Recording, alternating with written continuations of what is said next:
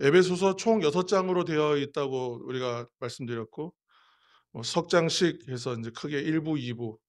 그래서 앞부분 이론, 뒷부분 실제, 뭐 이렇게 이해도 좋고, 앞부분은 믿으라에 대한 얘기라면 믿음에 대한 얘기죠.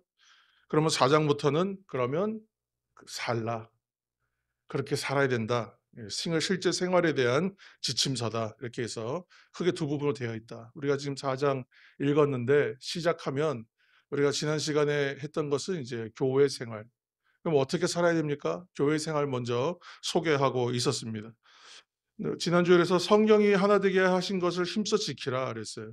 하나됨을 지키는 방법으로서의 4가지 성품 얘기했습니다. 그래서 겸손, 온유, 오래 참음, 용납 다 예수님의 성품, 성경 안에서 맺어지는 열매들입니다. 이 성품들이 있으면 이 변화된 성품들로 우리가 나아갈 때에 예수님 닮아가게 되고 교회는 하나 되게 됩니다. 네, 그런 말씀을 나눴습니다. 그리고 사도 바울이 삼위일체 대신 하나님을 따라 우리가 하나일 수밖에 없다는 사실을 이제 논증하는 이야기들이 나와요. 그래서 여기서 한 가지 우리가 일반적으로 삼위일체 하나님 우리가 말할 때는 성부, 성자, 성령 이 순서 따라서 우리가 보통 말하게 되는데, 오늘 사도 바울은 4절 보면 성령, 5절에는 성자 그리스도, 6절에는 성부, 이렇게 거꾸로 우리가 알고 있는 일반적 순서와는 다르게 성령, 성자, 성부 이 순서로 이렇게 설명합니다. 말씀하고 있습니다. 왜 그럴까 생각해 보면 우리가 하나님을 경험하는 순서가 이렇다는 거예요. 대체로. 그래서 우리가 신앙을 시작할 때에 우리 가운데 제일 먼저 찾아와서 우리를 만나 주시는 분이 누구냐면 성령님이시죠. 우리가 신앙의 문을 두들길 때에 제일 먼저 우리를 찾아와서 우리를 만나 주시는 분이 누구냐? 성령님이시죠. 그래서 성령 4장 4절 말씀입니다. 몸이 하나요 성령도 한 분이시니 이와 같이 너희가 부르심의 한 소망 안에서 부르심을 받았느니라. 아멘. 성령님, 우리가 성령께 나아가면 우리의 죄를 깨닫게 해주시고 우리가 예수님을 주님으로 믿게 해주시는 분이다. 성령님이 아니시면 예수님을 주라고 부를 수 없다 그랬어요. 그죠? 그래서 예수님 믿게 해주신다. 그리고 우리를 주의 몸된 교회 되게 해주신다. 우리가 어떤 존재인지 알게 해주신다. 그리고 영원한 하나님의 나라에 대한 소망을 품게 해주신다. 성령께서 하시는 일. 그래서 성령으로 충만하여 성령님과 동행하시는 성도 다 되시기를 예수님의 이름으로 축복합니다. 우리가 하나일 수밖에 없는 이유, 하나 될 수밖에 없는 이유 4가지로 설명하고 있어요. 5절과 6절 말씀 이제 한번 읽으면 되겠습니다.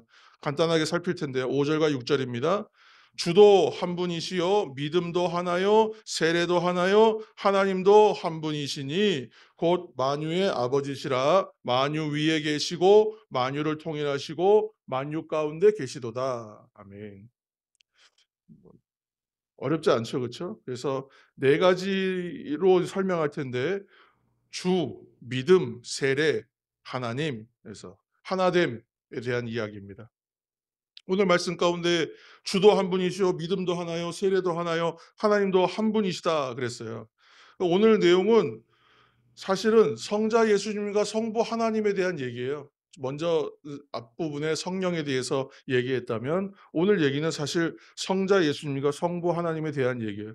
앞서 이제 3가지는 성자에 대한 것, 그리고 4번째는 하나님 성부 하나님에 대한 것 이렇게 말씀하고 있는 것이죠. 그래서 한 가지씩 살펴볼 텐데요. 첫 번째로 주도 한 분이시오 그랬어요. 주도 한 분이시오. 우리가 주라는 말 잘 알지 않습니까? 우리의 주인 된다 할 때 주인 주자 한자어로는 주인 주자 씁니다. 근데 이 주라는 말의 헬라어 원어를 보면 퀴리오스라 그러죠. 퀴리오스. 퀴리오스. 그 예수님이 우리의 주인 되신다. 그리고 동시에 주는 한 분이시요 우리 주님 그리스도이시죠. 그래서 초대교회에서 기도할 때 보면요. 항상 예수님 할 때 우리는 예수님의 이름으로 기도합니다. 근데 이렇게 지금 사실 약식에 가깝다. 이렇게 말하는 분도 있어요. 그래서 이렇게 기도하면 안 된다라고까지 말하는 사람도 있어요. 그러나 저는 그 의견에는 반대합니다. 우리가 예수님의 이름으로 기도하면 돼요. 예수 이름에 의지하면 됩니다. 저는 그렇게 신뢰하는데 다만 이제 이러한 전승은 있다는 거예요. 어떤 것이냐면 주 예수 그리스도, 그러니까 주 그리스도 예수, 이렇게 고백하는 것이 맞다는 거예요. 왜냐하면 주님의 예수님은 우리의 주님 되신다. 그리고 예수님은 우리의 그리스도 되신다. 이 사실을 늘 고백해야 된다는 거예요. 잊지 말라는 거예요. 그런 의미에서 강조하는 의미라고 생각하시면 될 것 같아요. 그래서 혹시 여러분 뭐 이런저런 글들을 보시다가 예수님의 이름으로 기도합니다가 잘못된 기도다, 뭐 이런 글들 혹시 보실 수도 있는데, 그런 글들 여러분 신뢰하지 마시기 바랍니다. 그래서 퀴리오스, 크리스토스, 예수스, 이렇게 고백했다는 거예요, 초대교회가. 그래서 그렇게 고백했다고 해서 꼭 그 전통을 따라갈 필요는 없어요. 우리의 고백대로 하면 됩니다. 그래서 초대교회 때에 퀴리오스라는 말을 썼어요. 주님이시라, 우리의 주님이시다. 그런데 로마 황제가 다스리던 시대잖아요. 최고의 권력자에게만 붙이는 거예요. 그래서 주인이라는 말은 황제에게만 붙여라, 이렇게 되어 있었어요. 그래서 로마 시대 동전을 보면 가이사가 주이시다, 가이사가 주다, 이렇게까지 새겨져 있어요. 그러니까 그만큼 뭐 황제 숭배가 나중에 강해졌지만 더 강해졌죠. 아예 신앙처럼. 그래서 그 시대에 예수님을 가리켜서 주라고 부르는 것 자체가, 이것이 사실은 굉장히 위험한, 이거는 핍박과 박해는 기본적으로 오고 불이익은 당연히 당하는 것이고, 심하면 생명의 위협까지 받아야 돼요.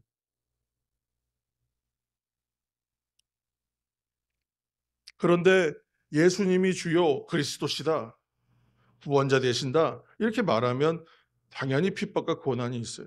죽임당하게 되는 것입니다.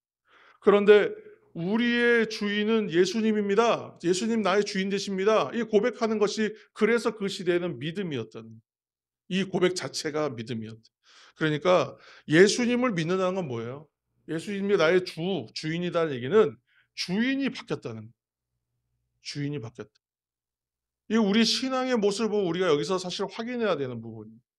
주인이 바뀌었다는 거예요. 더 이상 내 인생의 주인이 내가 아니라는 거예요. 내 인생의 주인이 다른 것이 아니라는 거예요. 내 인생의 주인은 주님이시라는, 예수님이시라는, 예수님을 믿는다는 것은 주인이 바뀌었다는 거예요. 그런데 오늘날 누가 주인이냐? 누가 주인이냐? 누가 내 인생의 주인이냐? 제가 어렸을 때 유행했던 유행가에 보면 내 인생은 나의 것, 내 인생은 나의 것 그랬거든요. 그걸 그냥 얼마나 열심히 따라 불렀는지 몰라요. 그때 뭐 가요 톱10 아마 1 등하고 2 등하고 그랬을 거예요, 그 노래. 그러니까 그 노래 가사가 그 시대를 반영하는 것들이 많거든요, 실제로. 유행가가 시대를 반영하잖아요. 그러니까 내 인생은 나의 것, 자기 인생에 대한 자주성 가지라고 했던 것인데, 근데 지금 오늘날 세상이 똑같다는 것입니다. 오늘날 세상은 어떻게 생각한다고요? 내 인생은 나의 것. 무엇이 주인 노릇합니까, 그런데? 인생은 내 것이라고 말하는데 우리 인생의 주인 노릇하는 건 의외로 다른 것들이에요. 대표적인 게 돈일 수도 있고 명예일 수도 있고. 그걸 보면 세상에 있는 것들 추구하다가 이른바 패가망신하는 사람들 봅니다.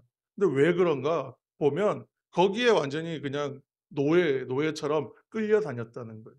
어느 날 자기가 그것에 잠식당해 가지고 돈을 쫓다가 명예를 쫓다가 이익을 쫓다가 망하는 것입니다. 근데 우리가 찬양하는 것처럼 내가 주인 삼은 모든 것을 내려놓고, 내가 주인 삼은 모든 것 내려놓고 오직 예수님을 나의 주님으로, 주인으로 인정하는 것이에요. 고린도전서 6장 19절 20절 말씀 여러분 화면을 한번 보시기 바랍니다. 고린도전서 6장 19절 20절. 너희 몸은 너희가 하나님께로부터 받은 바 너희 가운데 계신 성령의 전인 줄을 알지 못하느냐? 너희는 너희 자신의 것이 아니라 값으로 산 것이 되었으니 그런즉 너희 몸으로 하나님께 영광을 돌리라. 할렐루야. 아멘. 주인이 바뀌었다는 거예요. 나의 삶의 주인은, 주인 되신 분은 주님이시다. 그러니까 주님의 것이다, 내 것이 아니다. 값을 주고 사셨대요. 그래서 이것이 우리의 믿음의 고백입니다. 이처럼 예수님을 주로 모신 인생이 가장 저는 아름답다고 생각해요.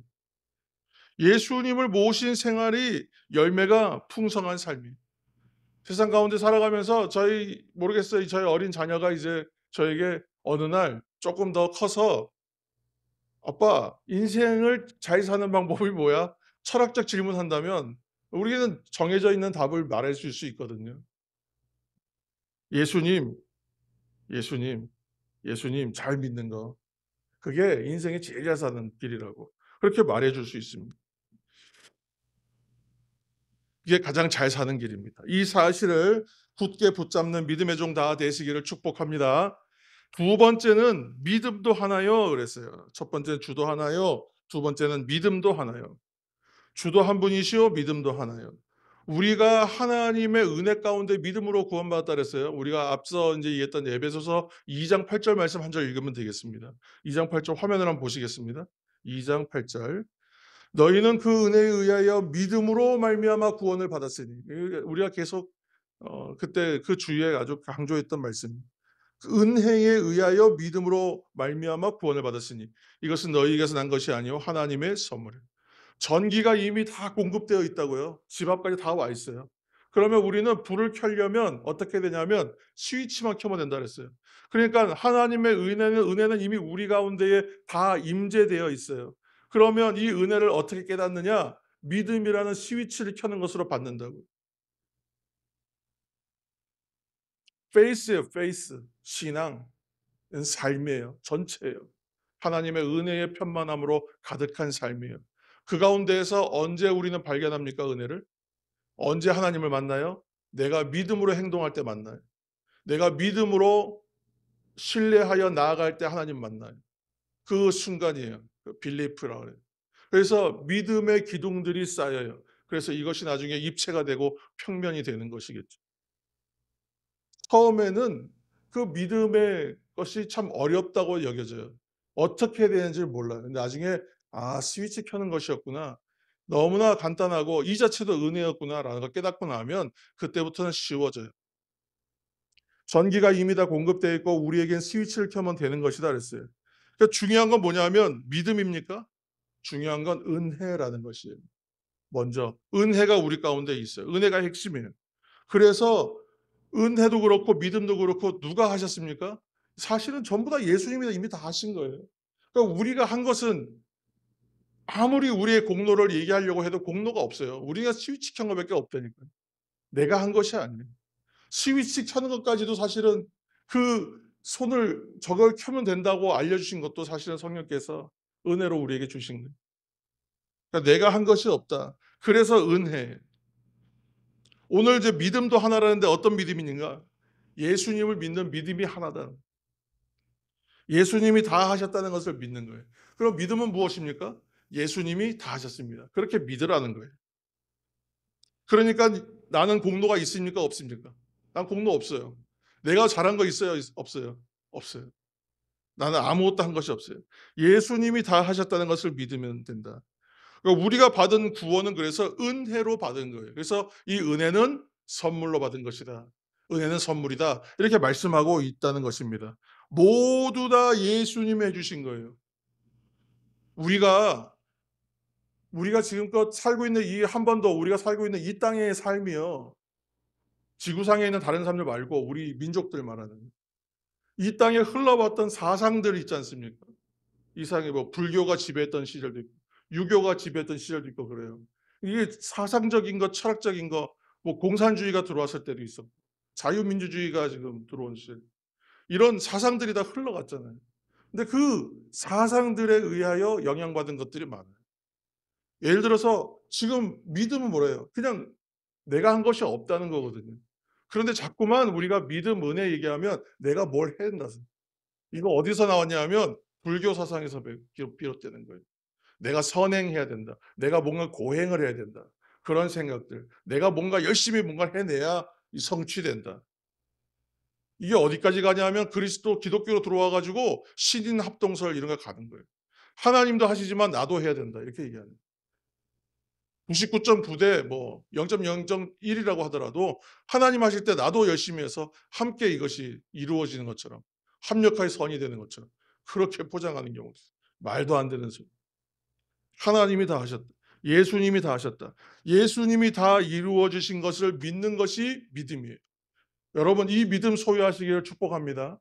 이 가장 순수하고 가장 최초의 믿음과 같은 게 원시적인 믿음이라고 어떤 분은 얘기해요. 근데 이 믿음이 진짜예요.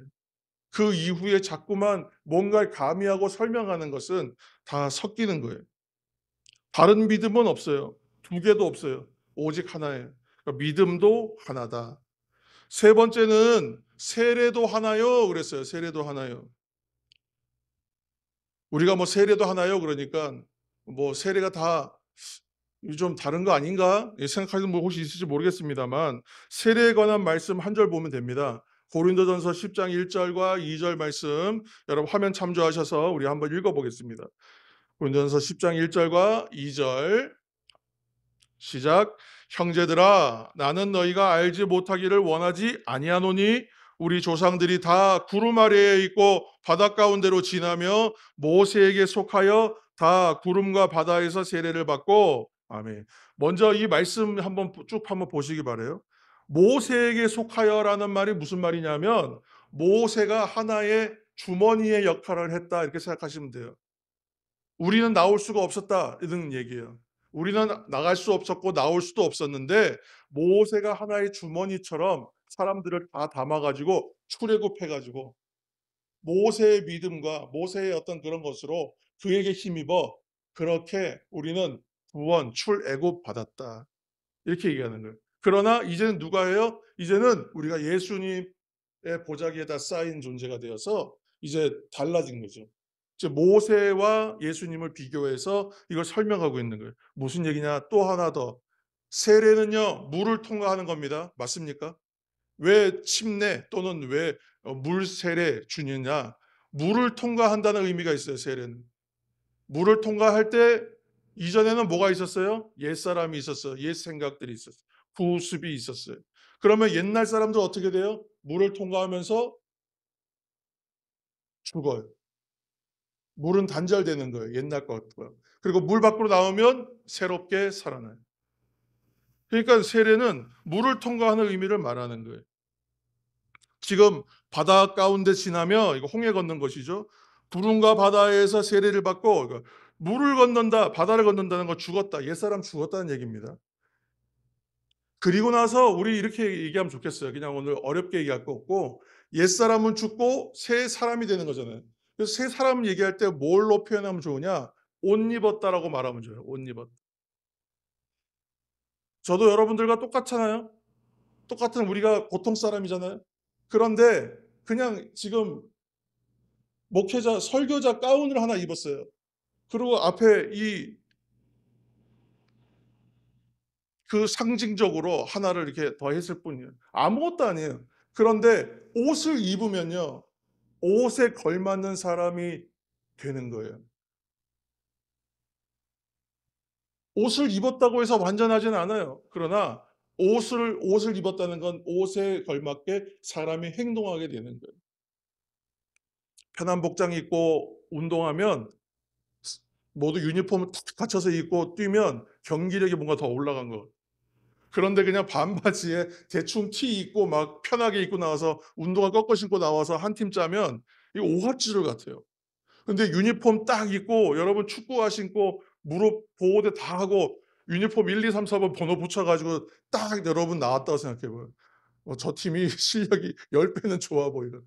물론 경기는 뛰어 봐야 결과가 나오겠지만.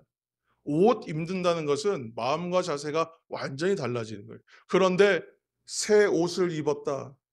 여러분 새 사람이라는. 예수 그리스도 옷 입었다. 이제는 옛사람처럼은 못 산다는 것입니다.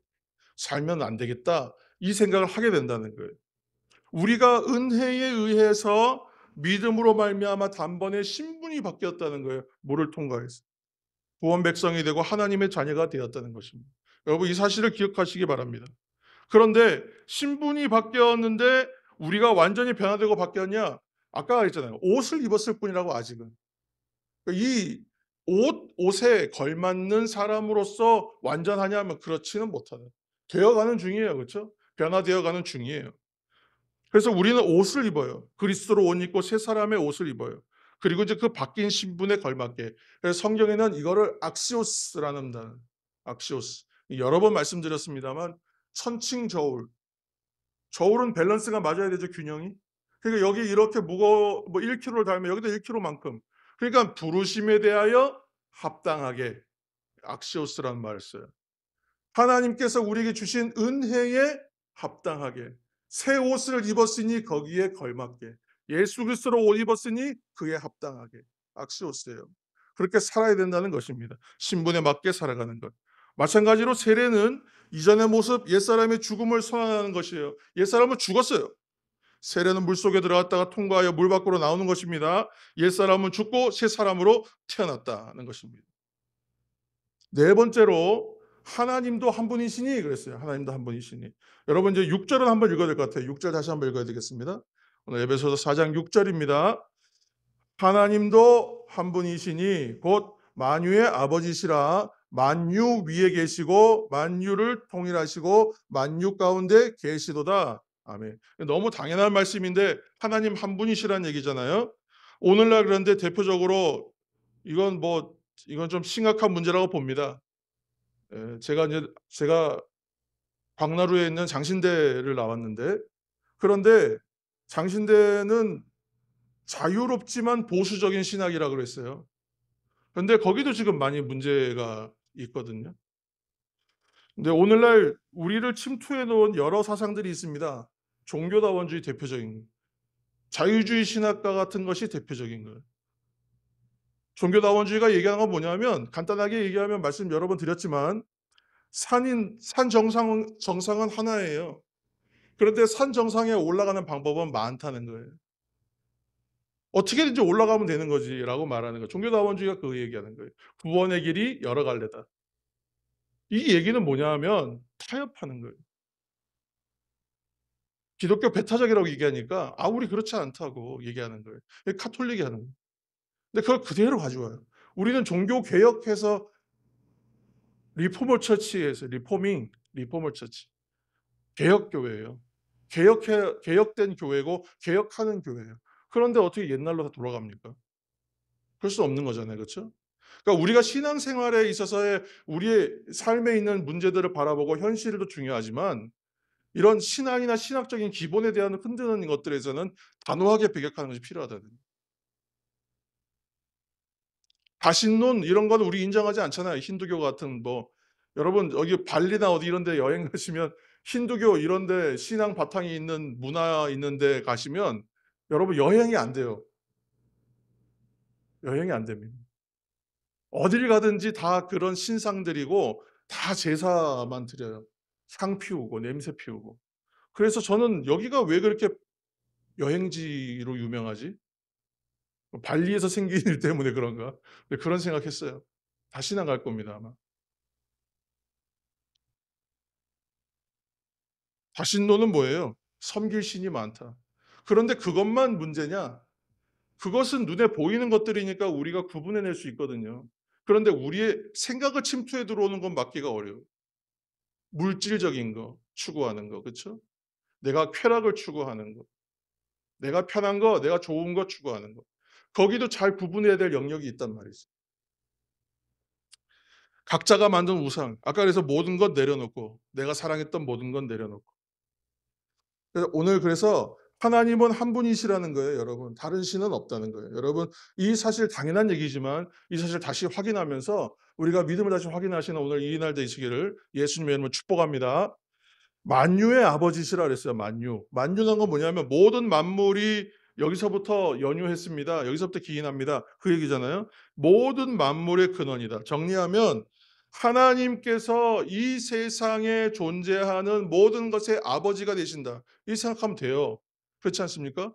모든 것에 하나님께서 아버지가 되세요. 그런데 하나님은 한 분이신데 어떻게 하나님 외에 다른 신이 있다고 말할 수 있느냐는 거예요. 말이 안 되는 거죠. 그러니까 하나님은 모든 존재 위에 계시는 분이에요. 당연히 어떤 것에도 영향받지 않으시고 어떤 것 좌지우지되지 않는 거예요. 그러므로 사랑하는 성도 여러분, 우리 한 분이신 하나님 의지하고 우리가 하나님 의지하지 않습니까, 여러분? 그러면 눈앞에 있는 현실의 어떤 것에서도 흔들릴 이유가 전혀 없는 거예요. 여러분, 이 사실을 기억하시길 바랍니다. 믿음의 성도 되기를 축복합니다. 주님의 손이 붙들어 주신다. 우리가 달리 말하면 하나님의 경륜이라고도 말했고 하나님의 섭리라고도 말했어요. 하나님께서 이끌어 가세요. 이 얘기는 이제 오늘 이제 결론입니다. 우리는 다 보지 못해요. 우린 다 알지도 못해요. 그러나 하나님께서 이끌어가고 계세요. 답답한 부분이 왜 없겠습니까? 그래서 우리가 기도하는 거예요. 왜 안 된다고 안 되는 부분이 왜 없겠어요? 있습니다. 그러나 그리고 기도하는 거예요. 그래서 하나님께서 때가 무르익으면 하나님의 때가 되면 하나님의 방법으로 이루세요. 안 될 것 같은데 되게 하시고 끝난 것 같은데 일어나게 하시는 거예요.